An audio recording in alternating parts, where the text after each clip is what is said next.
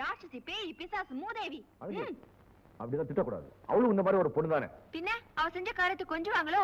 அவளை 3 நாளைக்கு மொட்டை வெயில பொட்ட காட்ட கட்டி போனையா? ஐயோ ஐயோ, பூமாரி மேனிமா பொசுங்கி போயிடும். யோ இத பாரு, அவ கொஞ்சம் திமிரு பிடிச்சவளா இருந்தாலும் நல்ல குணங்கள் நிறைய இருக்கு. உன் மேல ஒண்ணும் தப்பு இல்லைன்னா இவனை பிடிச்சி அடின்னு சொன்னப்போ என்ன செஞ்சாவ? அடிச்சாளா? இல்லையே. இதுல இருந்து என்ன தெரியுது? அவ தப்ப அவ உணர ஆரம்பிச்சிருக்கான்னு தெரியுது. மாமோய், நீ பேசுறத பார்த்தா அவ செஞ்சது சரின்னு சொல்ற மாதிரி இருக்க.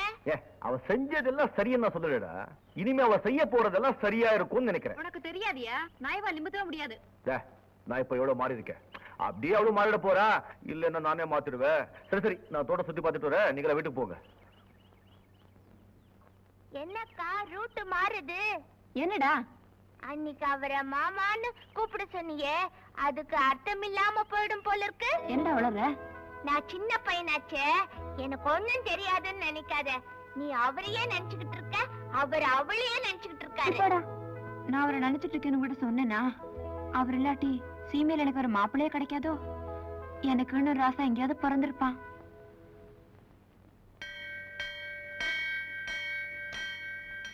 கண்ணு மூடி சாமி கும்பிடும் போது மணிச்சத்தம் கேட்டா கும்பிடுறவங்க என்ன நினைக்கிறாங்களோ அது நிஜமாவே நடக்குமா? நிஜமாவா சொல்ற? ஆமாமா. சரளா, அப்படின்னா நான் கொஞ்ச நேரம் கண்ணை மூடிக்கிட்டு எனக்கு வேணுங்கிறதெல்லாம் சாமி கிட்ட வேண்டிக்கிறேன். நீ நீ மணி அடிச்சுக்கிட்டே இருக்கியா? சரிம்மா.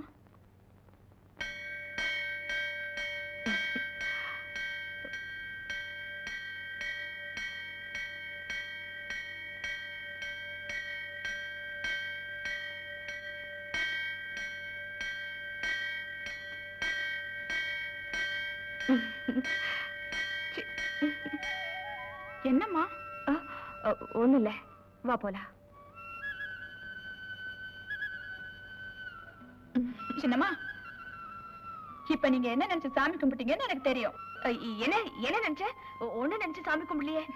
இப்படியே மனசுல இருக்கிறத வெளியில சொல்லாம மறிக்கிட்டே இருந்தா உடம்பு மெலிஞ்சு போயிடுமா, பால் குடிச்சா கசக்குமா. உங்களுக்கு எப்படி இருக்கு? இத பாரு, சொல்றத கொஞ்சம் புரியும்படியா சொல்லி தொலை. ஜாட பேசுறா ஜாட. டக்குன்னு போயிட்டு உடைச்சிட்டுமா? உடைச்சு தொலை. பாலுவை நீங்க விரும்புறீங்க.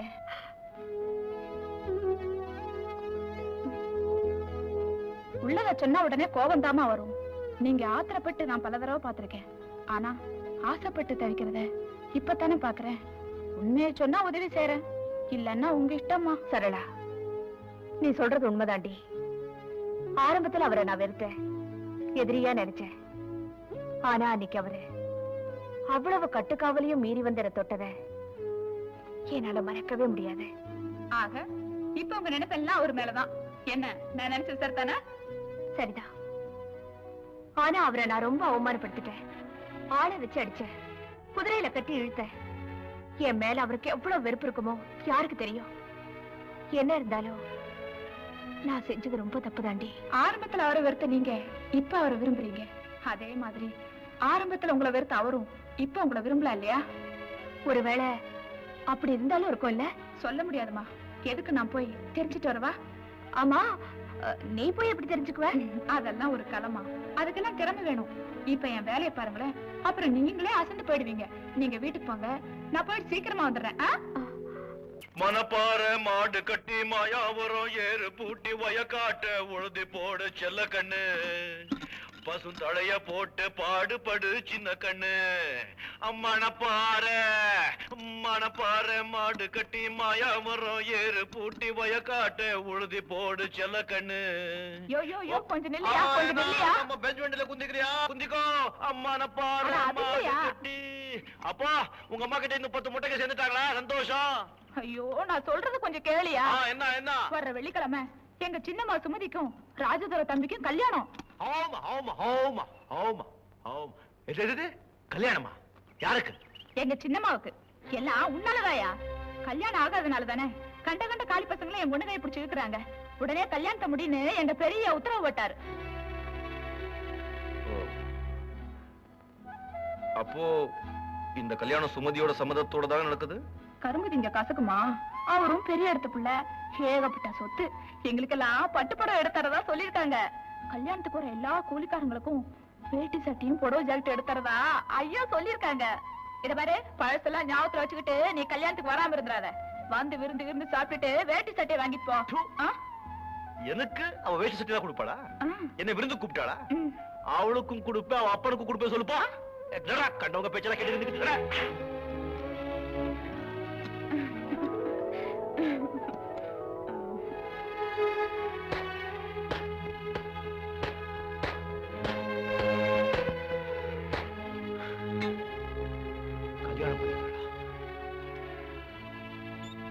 சின்னம்மா. சரளா, அவரை பாத்தியா? என்ன சொன்னாரு? உங்களுக்கு கல்யாணம் ஆனதும் சுண்டக்கா மாதிரி அவர் மூஞ்சி சுருங்கி போயிடுச்சுமா. அதனால மட்டும் அவருக்கு என் மேல விருப்பம்னு சொல்லிட முடியுமா? உங்க மேல அவருக்கு விருப்பம் இல்லைன்னா உங்களுக்கு கல்யாணம் ஆனதும் அவருக்கு ஏன் கோபம் வரணும்? ஏமாற்றத்தால அவர் முகம் ஏன் கருத்து போகணும்? பொடி, என் பேரை கேட்டாலே அவர் கோபம் வரும். அந்த அளவுக்கு நான் அவர்கிட்ட முரட்டுத்தனமா நடந்திருக்கேன். இன்னும் உங்களுக்கு நம்பிக்கை வரலன்னா அவர் உங்களை விரும்புறத நீங்களே தெரிஞ்சுக்கிறதுக்கு நான் ஒரு யோசனை சொல்றேன்.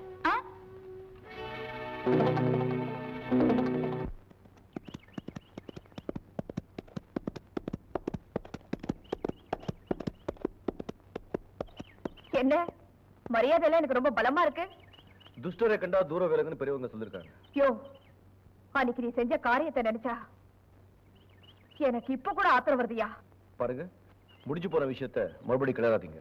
யோ, நான் உன்னை பழி வாங்காம விட மாட்டேயா. அன்னைக்கு என்ன கிஸ் பண்ணியே, இன்னைக்கு பண்ண பார்க்கலாம். ஏதோ தெரியாதரமா நடந்து போச்சு, அதுக்கு நான் மன்னிப்பு கேட்க சொல்றீங்களா? ரைட், என்ன மன்னிச்சிடுங்க. நோ, நான் பட்ட அவமானத்துக்கு பழிக்கு பழி வாங்கலன்னா எனக்கு தூக்கம் வராது. கொடுத்ததெல்லாம் வட்டி முதலமா திருப்பி வாங்கிக்க. கணபதி, நீ விநாயக பெருமானின் சுரூபங்கிறத மறந்துட்டு நான் உன்னை அக்லி எலிபென்ட் திட்டேன். நான் இப்ப பழைய சுமதி இல்ல, உன்னை என் தெய்வமா நினைச்சு கும்பிடுறேன். நான் நல்லா இருக்கணும்னு ஆசீர்வாதம் பண்ணேன். நீங்க நல்லா இருக்கணுமா? யானைக்கு ஒரு கட்டு கரும்பு வாங்கிட்டு வர சொல்லிருக்கேன். நீயும் வயிறார சாப்பிட்டு யானையோட போ. ராமையா, இவங்களுக்கு 2000 ரூபாய் பணம் கொடுத்து அனுப்பு. நீங்க ரொம்ப நல்லா இருக்கணுமா? Good morning madam. Good morning. நீங்க எல்லாரும் இனிமே எங்க அடிமை வேலை செய்ய வேண்டாம். நான் உங்களை ரொம்ப அவமானப்படுத்திட்டேன், அதுக்கு நான் ரொம்ப வருத்தப்படுறேன். ராமையா, இவங்களுக்கு ஆளுக்கு 5000 ரூபாய் கொடுத்து அனுப்பு. நீங்க போய் வேற ஏதாவது தொழில் கவனிங்க. எப்பவாவது ஏதாவது உதவி தேவைன்னா என்கிட்ட வாங்க, நான் செய்யறேன். நீங்க நல்லா இருக்கணுமா?